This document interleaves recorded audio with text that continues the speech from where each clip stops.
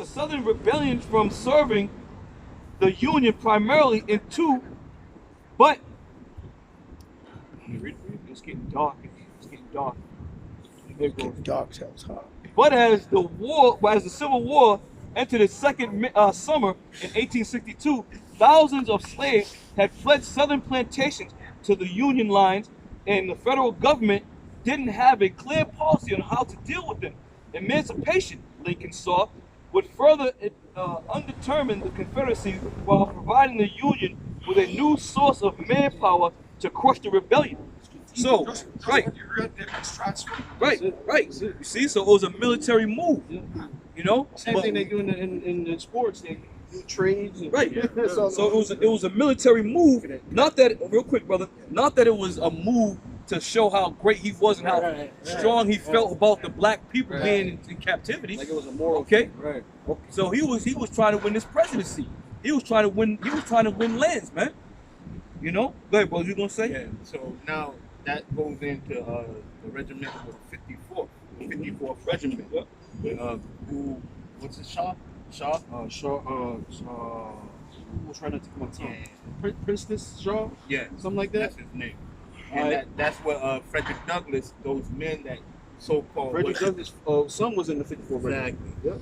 Yep. That get emancipated, so-called emancipated. Yep. That's how they come to fight for the northern states. Right. So we're gonna end it with this, and this is the fifth thing that you didn't know about Abraham Lincoln. And it says the Emancipation Proclamation didn't actually free all the slaves. Okay, you was taught that he freed the slaves. But let's read on and see what it says. It says, since Lincoln issued the Emancipation Proclamation as a military measure, that's why it was put into place. It was a military measure. It wasn't nothing else. It says it didn't apply to the border southern states like Delaware, Maryland, Kentucky, and Missouri. Now, mind you, those were ones that he had control over. Right.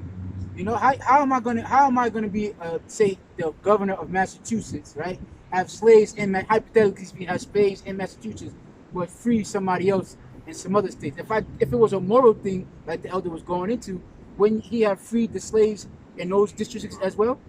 So it proves that it had nothing to do with no morally or them being right or them being a good man. It had everything to do with a military strategic move, man. That he made. Real quick, it was Robert Gould Shaw. So it's all right. All right, continuing on. It's all which were loyal to the Union. Missouri actually had two competing governments. One loyal to the recognition by the Union, and the other loyal to the Confederacy.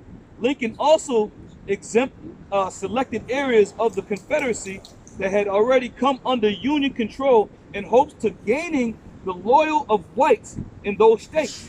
And practices then in the Emancipation Proclamation didn't immediately free a single slave, as the only place it applied were places where the federal government had no control. The southern states currently fighting against the Union. So, you know, listen, once again, man, don't be fooled by what these devils do. Don't be fooled by what these devils teach, man. That's why you gotta indulge into your own research. And sometimes you gotta dust off certain books and dust off certain information and bring it out so you can clearly get the true understanding of what's going on here. In this goddamn forsaken school system, they told you that Abraham Lincoln freed the black people. He didn't do a damn thing for black people but put them in war. Okay? And if they didn't go to war, they was going to be found as criminals somehow. It was a strategic war move that Abraham Lincoln had sought to fulfill, man, and he fulfilled it. That's the clean truth, nothing but the truth. So go ahead, brother. All right. Hold it real quick. Let me just finish that off real quick. It says, despite its limitations, Lincoln's proclamation marked a crucial turning point in the evolution of Lincoln's views of slavery, as well as a turning point in the Civil War itself.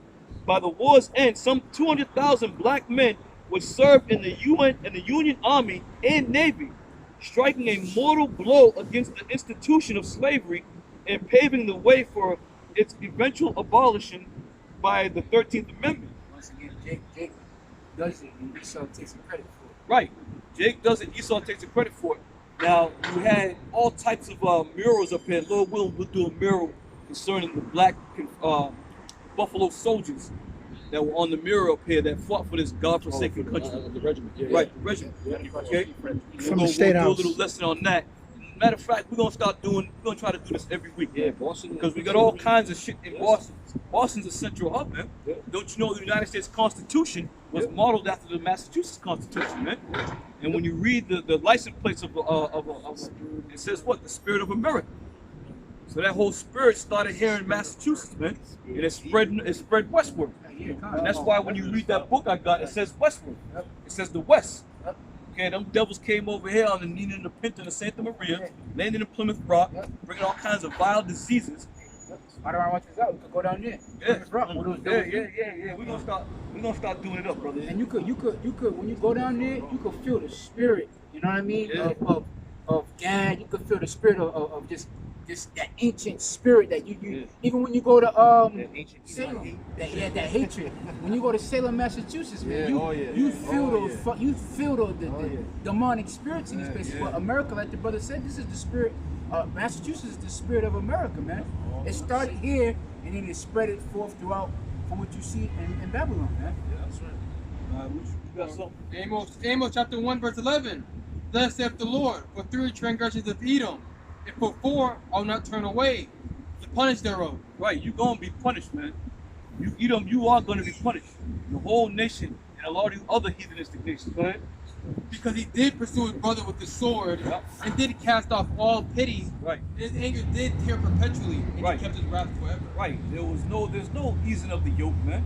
There's no easing of the yoke from these devils. Okay, they'll just find different methods to apply it on your neck, man. It's like when you do mixed martial arts, there's certain moves you can do to choke somebody out. You can get the old Hollywood choke, you grab it like this, or you can get the Kimura choke, there's all kinds of moves. But this is another way Esau chokes out our people, man. There's different methods, but our people don't even see it coming because they're so blind because of the folly that goes on here in America.